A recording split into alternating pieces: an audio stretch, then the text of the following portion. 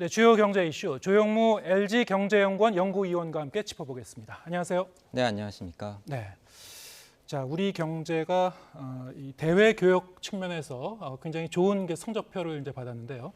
지난 12월에 경상수지 흑자 8개월째 흑자 행진을 했습니다.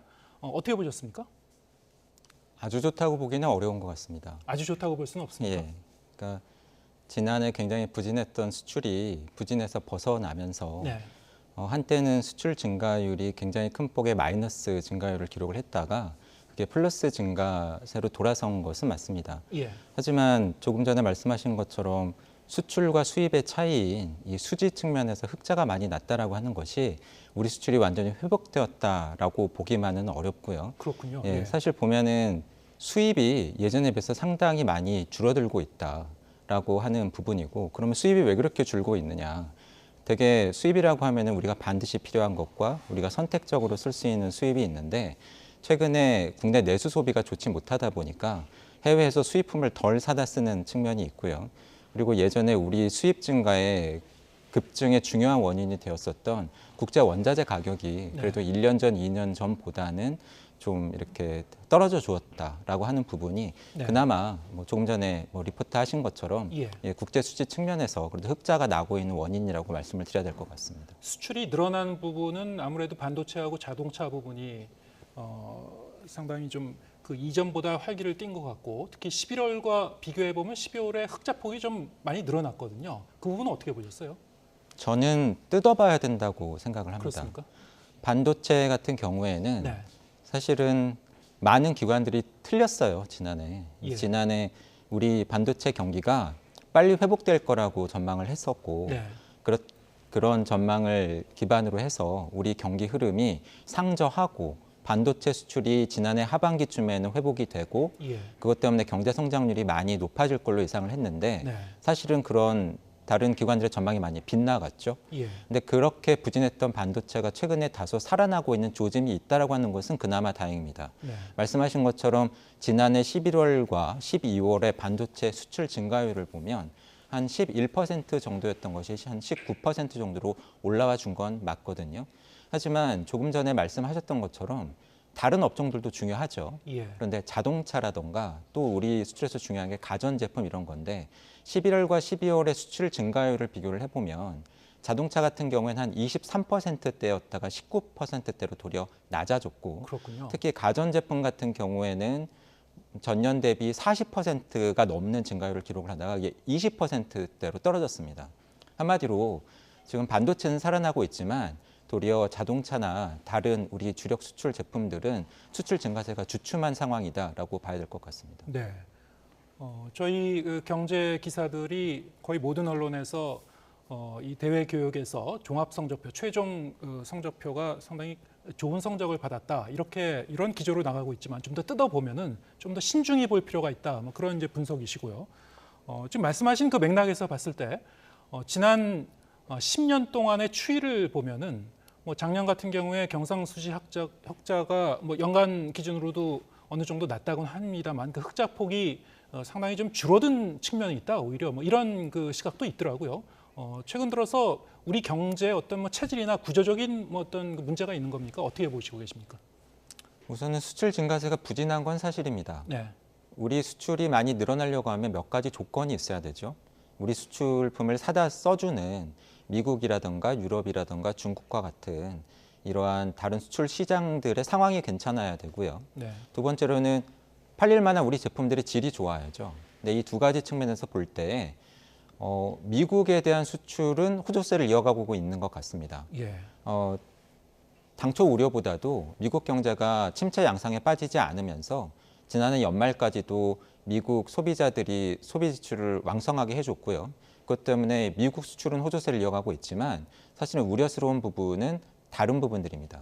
사실 앞서 말씀하신 수출 통계를 뜯어보면 제가 뜯어봐야 된다고 말씀을 드렸잖아요. 근데 뜯어보면 수출 증가세가 호조세를 나타내고 있는 지역은 매우 제한적입니다. 가령 앞서 말씀드린 미국이라던가 또는 동남아시아, 중동 정도이고, 그 외에 가령 유럽 같은 경우에는 지난해 12월에 수출 증가율이 전년 대비 마이너스 20%입니다. 그만큼 지금 크게 위축되고 있고요. 중국도 수출이 지난해 전반적으로 지금 부진하고 네. 그 외에 여타 시장들도 보면은 수출 증가율이 전반적으로 떨어지고 있습니다. 그런 면에서 보면 우리 수출품을 사다 줘야 되는 다른 나라들의 경기 상황도 미국 정도를 제외하고서는 그다지 좋지 못하다. 특히 유럽 같은 경우에는 지난해 3분기와 4분기에 전분기 대비 경제 성장률이 거의 0%일 정도로 침체 비슷한 양상을 지금 보이고 있습니다. 예. 그래서 안심하기가 어렵고 중국은 지난해 경제 성장률이 5.2%를 나타냈지만 대부분의 전망 기관들이 올해 잘해봤자 4% 중반 네. 그리고 저 같은 경우에는 4% 초반까지 지금 중국 경제 성장률이 떨어질 걸로 전망을 하고 있습니다. 예. 그렇다고 한다면 우리 수출품을 사다 주는 해외 시장의 상황이 좋지 못하다라는 부분이고 다른 부분은 앞서 말씀드린 우리 수출 제품의 경쟁력 부분인데 네. 지난해 중국의 경제 성장률이 이렇게 높아졌는데도 우리 대중 수출이 많이 늘지 못하지 않았습니까? 그렇게 많이 팔지 못했던 우리 수출 제품들의 이 업종을 살펴보면 예전에는 많이 팔았던 부분들이 지금 안 팔리고 있는 부분이 많거든요. 우리 수출 제품들의 이런 수출 경쟁력 측면에서도 전에 비해서는 좀 우려스러운 시그널들이 나타나고 있다고 말씀드려야 될 것 같습니다. 네. 대중국 수출에서 이전과 많이 달라진 양상, 구체적으로 좀 더 들어가 보면 어떤 부분이 달라진 겁니까?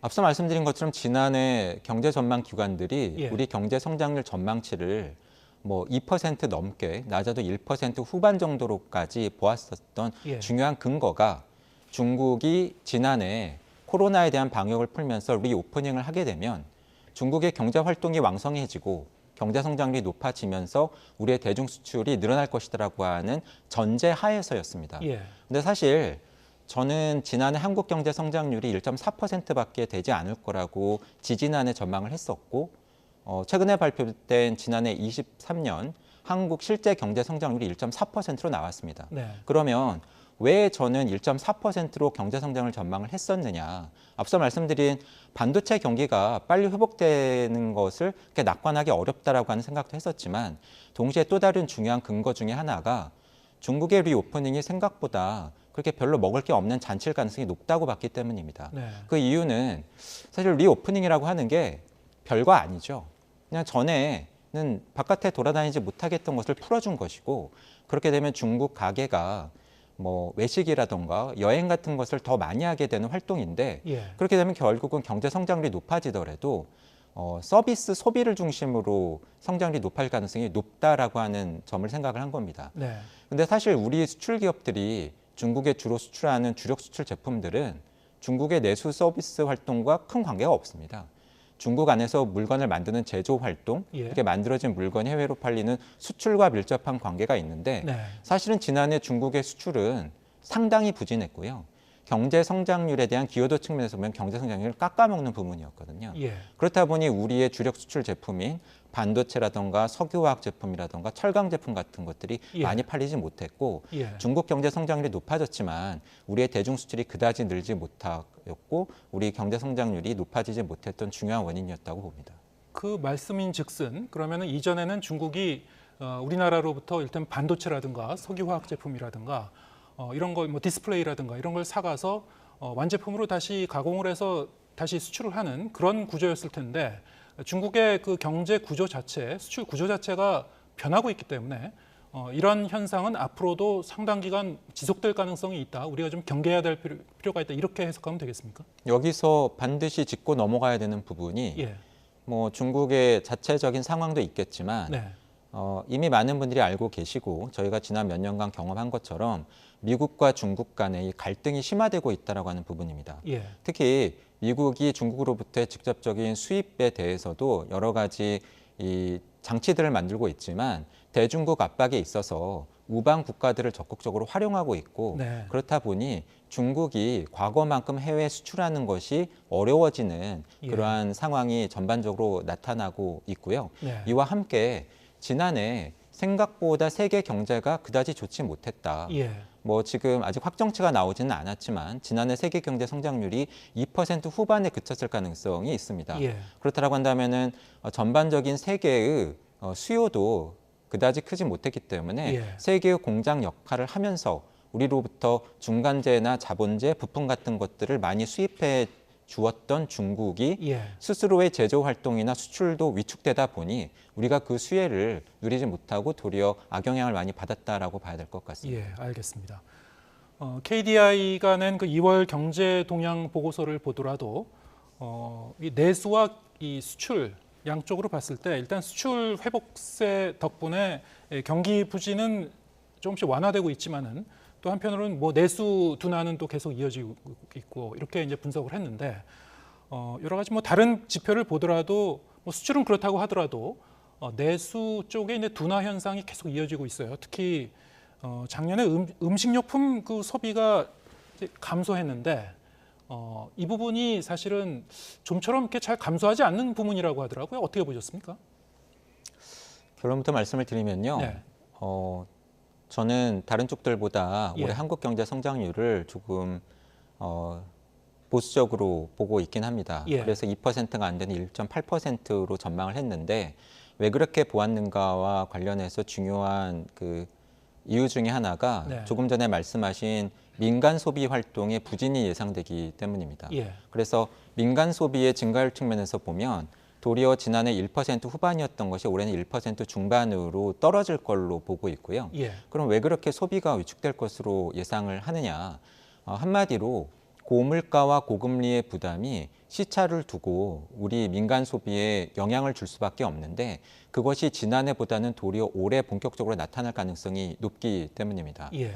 많은 분들이 이미 뉴스에서 보셨겠습니다만 소비자 물가 상승률은 과거에 우리 경제에서 경험해보지 못했던 수준 한 5 내지 6%까지 올라갔다가 최근에 많이 떨어지긴 했습니다. 네. 하지만 여전히 2% 후반 3% 전에서 움직이고 있죠. 예. 근데 중요한 건 뭐냐면 물가 상승률이 물가 수준 자체가 아니라는 겁니다. 네. 우리 경제 전반의 물가 수준을 나타내주는 물가 지수의 증가율이거든요. 예. 한마디로 지난해 우리 물가 지수가 100이었고 올해 105면 올해 소비자 물가 상승률은 5%가 되는 거죠. 예. 한마디로 소비자 물가 상승률이 2 내지 3%라고 하더라도 여전히 물가 수준 자체는 계속해서 올라가고 있다고 하는 것이고 예. 단지 과거에 비해서 올라가는 속도가 다소 완만해졌다라고 하는 것만을 의미를 합니다. 예. 그렇다고 한다면 단적인 예로 들어본 때 코로나 직전이었던 2019년 말과 비교해 보면 지금 한국의 전반적인 소비자 물가 지수 그 레벨 자체는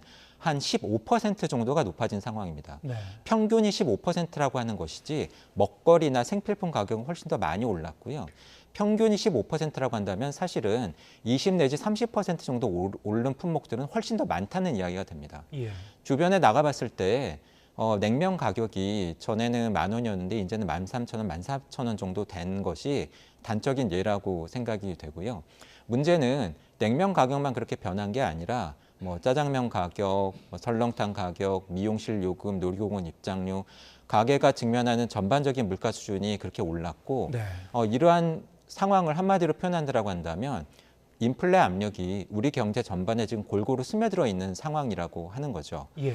그렇기 때문에 고물가 부담이 저는 과소평가되어서는 안 된다고 봅니다. 예. 특히 올해 우리 가계 소비에 상당한 부담으로 다가올 수가 있겠고요. 예. 이러한 물가를 잡기 위해서 지난해 2월까지도 한국은행이 정책금리를 인상을 했었죠. 네. 그런데 일반적으로 저 같은 일을 하는 사람들 사이에서 올라간 금리가 그 나라의 소비라든가 투자와 같은 실물 경제 활동에 본격적으로 영향을 미치는 데는 시차가 있다고 이야기들을 합니다. 예.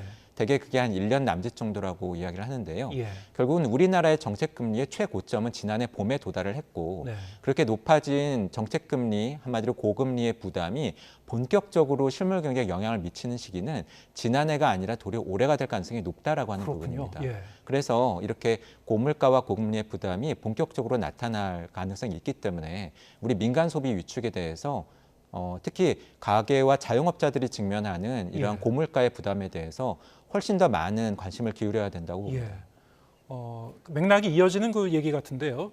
그렇기 때문에 소상공인들이 체감하는 그 경기 지수도 좀 하락하고 있고요. 뭐 설을 앞두고 있는데도 이렇게 하락을 했습니다. 그리고 뭐 이거 외에도 고물가 문제도 물론 그 문제겠습니다만 가게들이 떠안고 있는 이제 부채 문제도 있을 것이고 거기에 대한 이제 부담도 있을 것이고 여러 가지로 봤을 때 그러면은 올해 우리나라의 이 내수 경기는 계속 어떤 부담을 안고 가게 될 것이다. 자, 이런 부분이 최근 들어서 이제 OECD도 뭐 11월에 우리나라 이제 경제 성장률 전망치를 좀 올렸다가 다시 이제 소폭 내렸는데요. 자, 이런 부분들이 다 종합적으로 반영되고 있는 거라고 봐야 됩니까? 외부에서 볼 때도 그렇게 보는 건가요? 전 쳐다보니까 질문을 많이 받는데요. 네.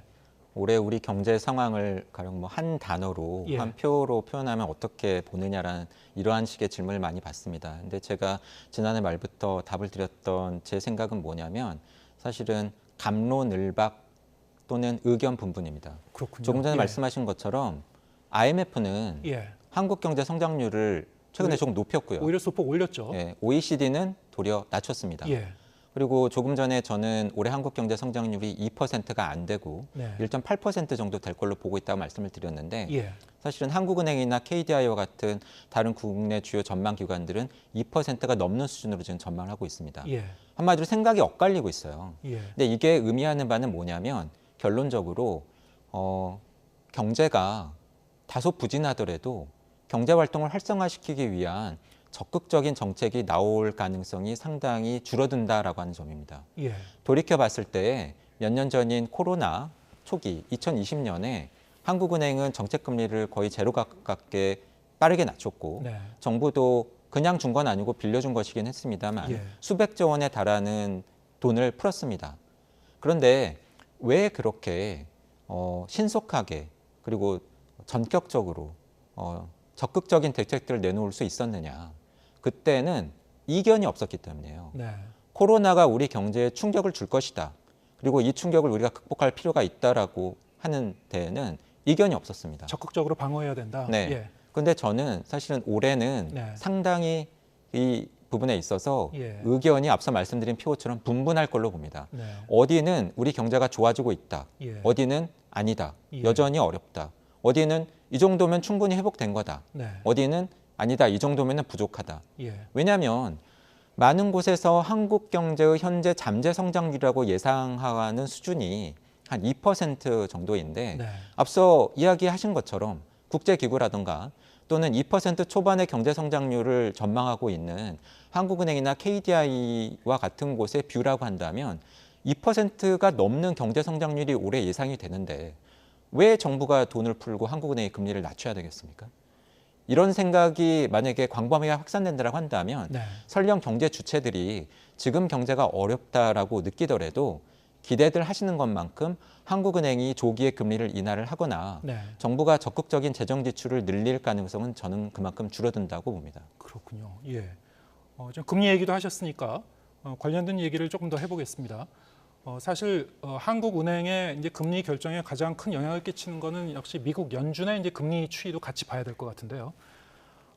최근 들어서 미국 경제가 굉장히 호조세를 보이고 있어요. 뭐 일자리라든가 뭐 실업률 관련 고용 지표라든가 여러 가지 뭐 구매자 관리 지수라든가 보면은 종합적으로 볼 때 미국 경제가 상당히 좀 나홀로 이 호조세를 보이고 있기 때문에 어떻게 보면은 이제 미국 금리 인하 시점이 점점 더 좀 늦춰지지 않을까 뭐 이런 전망이 좀 무게가 실리고 있는 것 같습니다. 전반적인 분위기 어떻게 보고 계신지요? 지난해부터 계속 받았던 질문인데요. 네. 저는 데자뷰 같습니다. 그러니까 지금과 같은 상황이 지난해 초에도 있었고 예. 여름에도 있었고 지난해 말에도 있었는데 제가 계속 말씀드렸던 것은 금융시장이 앞서가고 있는 것 같다. 네. 가령 지난해 초에는 이제 조만간 미 연준의 금리 인상이 끝날 거야. 예. 근데 아니었죠. 그랬더니 기대했었던 그런 주가 상승이나 그런 것들이 다시 되돌림이 됐었고 예. 지난해 중반 정도 되면 조만간 미 연준이 이제 금리를 낮춰줄 거야. 근데 예. 지금까지 확인된 것처럼 역시 아니었죠. 그러니까 또다시 금융 변수들이 출렁거렸었고 지난해 말에는 야 이제 빠르면은 올해 3월 정도 되면은 미 연준이 금리를 인하해 줄지 몰라. 그런데 최근에 발표된 미 연준의 발언이라던가 FOMC 결과 같은 것을 보면은 미 연준이 전혀 그러한 분위기를 내비치지 않으니까 또다시 실망해서 조정을 받고 있고 네. 이게 지금 사실 계속 반복되고 있습니다. 예. 근데 저는 기본적으로 왜 앞서가고 있는 것 같다라고 말씀을 드렸었냐면 앞서 한국 경제 상황을 말씀을 드릴 때에도 우리 경제에 광범위하게 인플레 압력이 스며들어 있는 것 같다고 말씀을 드렸잖아요. 근데 저는 그것은 미국도 마찬가지라고 봅니다. 미국의 물가 상승률 우리보다도 도리어 더 높거든요.